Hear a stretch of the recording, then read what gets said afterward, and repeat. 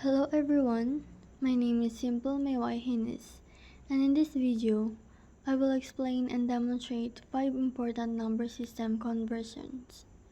These are binary to decimal to binary, decimal to octal, decimal to hexadecimal, and hexadecimal to binary. Let's get started. First is binary to decimal. What is binary? Binary is a number system that uses only two digits, 0 and 1. Each digit represents a power of 2. Example, convert 1011 binary to decimal. First step is write the binary digits with power of 2, starting from the right. 1 is to 2 to the 0 power, 1 is to 2 to the first power, 0 is 2 to the second power, and 1 is to 2 to the third power. 1 times 2 to the third power equals 2 to the third power. 0 times 2 to the second power equals 0. 1 times 2 to the first power equals 2. And 1 times 2 equals 1. Let's do the 2 times 2 times 2 equals 8.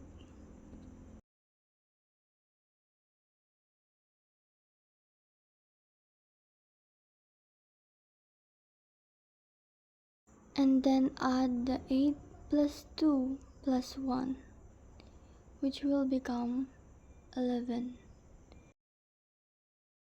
So 1011 in binary is 11 in decimal. The next one is decimal to binary. Decimal is our everyday number system based on 10 digits, 0 to 9. But first, we need to be familiar to the power of 2. Now let's solve. 25 divided by 2 equals 12. Remainder 1. And then 12 divided by 2 equals 6. Remainder 0. 6 divided by 2 equals 3. Remainder 0. Then 3 divided by 2 equals 1. Remainder 1.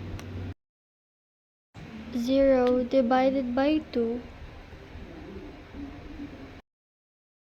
12 remainder 1, 6 remainder 0, 3 remainder 0, 1 remainder 1, and 0 remainder 1.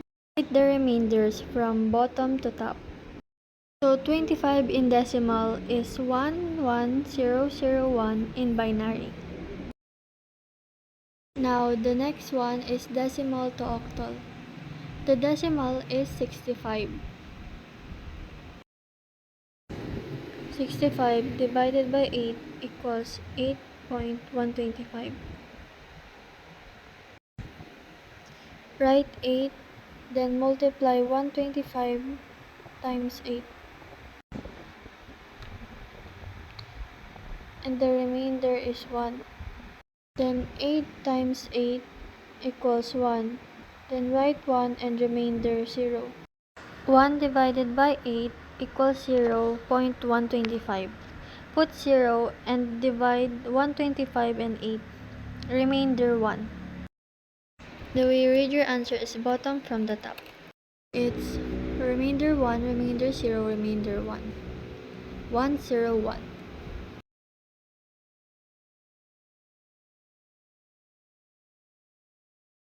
Hexadecimal is 6, but plus decimal will be 6 plus 10 equals 16.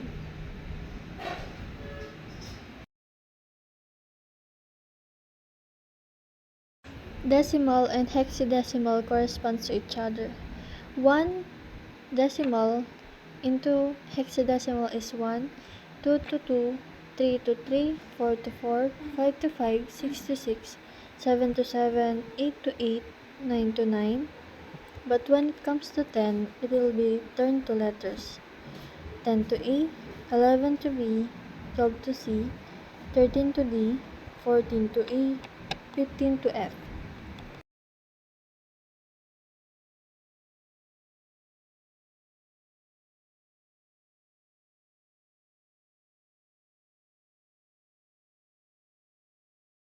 Now let's solve for example 254 into hexadecimal. 254 divided by 16 equals 15.875. Then put 15, then multiply 875 and 16 equals remainder 14.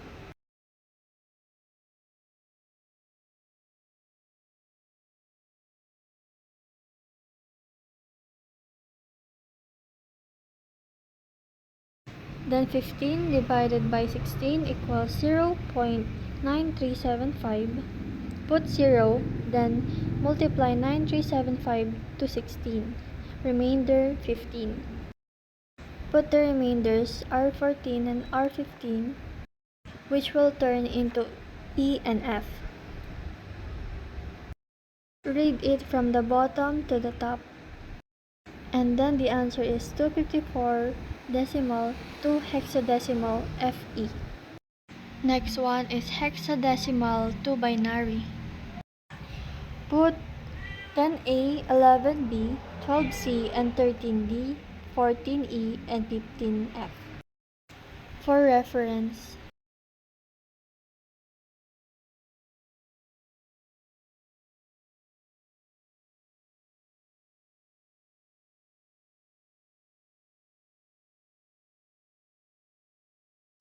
now for example, 3A.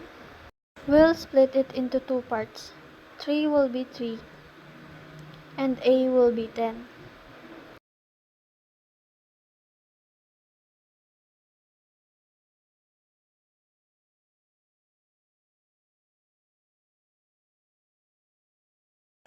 Three A will be read as 310. Let's find which numbers will make us 3. 8, 4, 2, and 1. 2 and 1 will solve it as 3.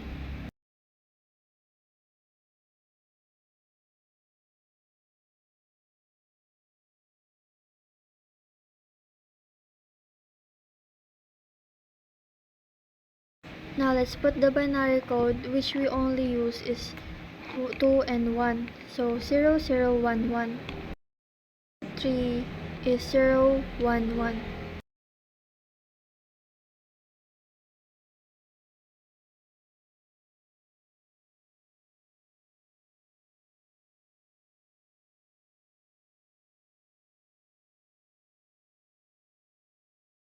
The next one is 10. Let's find what will solve it as 10. 8, 4, 2, 1. When we plus 8 and 2, it will be 10.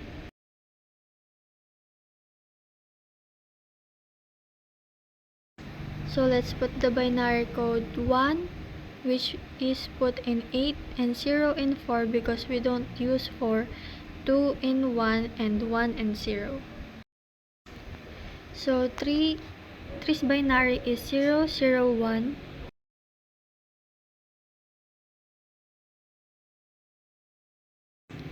And 10's binary is 1, 0, 1, 0. When combined, it will be read as 0, 0, 1, 1, 1, 0, 1, 0. Now that's how you solve hexadecimal to binary. Thank you all for watching.